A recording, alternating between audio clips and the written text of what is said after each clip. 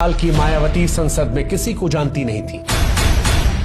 मायावती के तेल लगे बालों और साधारण वेशभूषा से उस दौर में कई सोफिस्टिकेटेड महिला सांसदों को परेशानी होती थी।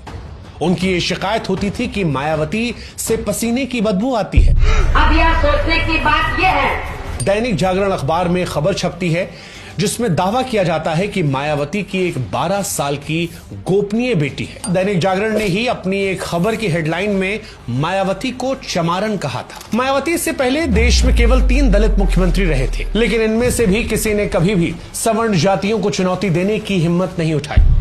मायावती ने ठीक इसके उलट किया और इसी वजह से दलितों में मायावती की लोकप्रियता बढ़ती चली गई। मुलायम सिंह यादव उस दौर में मायावती का फोन उठाना बंद कर चुके थे।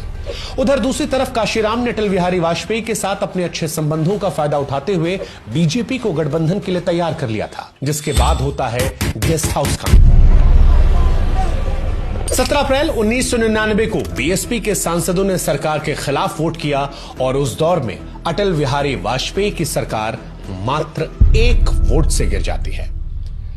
सरकार गिरने के बाद मायावती कहती हैं कि वाजपेयी से कल्याण सिंह को बीएसपी को तोड़ने से ना रोकने का बदला लिया। मौजूदा सरकार के खिलाफ वोट दिया है और हमारी वजह से सरकार गिरी है। ये उत्तर प्रदेश का जवाब है बीजेपी को। मायावती का रघुराज प्रताप सिंह उर्फ राजा भैया से भी बड़ा टकराव होता है। इसी के बाद से मायावती ने राजा भैया और उनके पिता को पोटा के तहत जेल में डाल दिया। मुलायम सिंह यादव ने दावा किया कि मायावती ने जन्मदिन के गिफ्ट के तौर पर अपने मंत्रियों, सांसदों, विधायकों और सरकारी अधिकारियों से पैसे मांगे हैं। ऐसा लग रहा था कि मायावती मुलायम सिंह का वही हश्र करने की योजना बना रही थी जो उन्होंने राजा भैया के साथ किया था। मायावती ने अपना ध्यान 2007 के उत्तर प्रदेश विधानसभा चुनाव पर लगाया।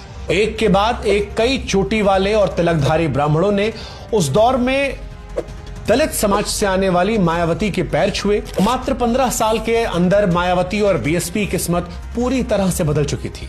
वो आसमान से जमीन पर आ चुकी थी। अब सवाल उठ सकता है कि आखिर ऐसा हुआ क्यों? इसका एक कारण 2007 की जीत में भी छिपा हुआ है।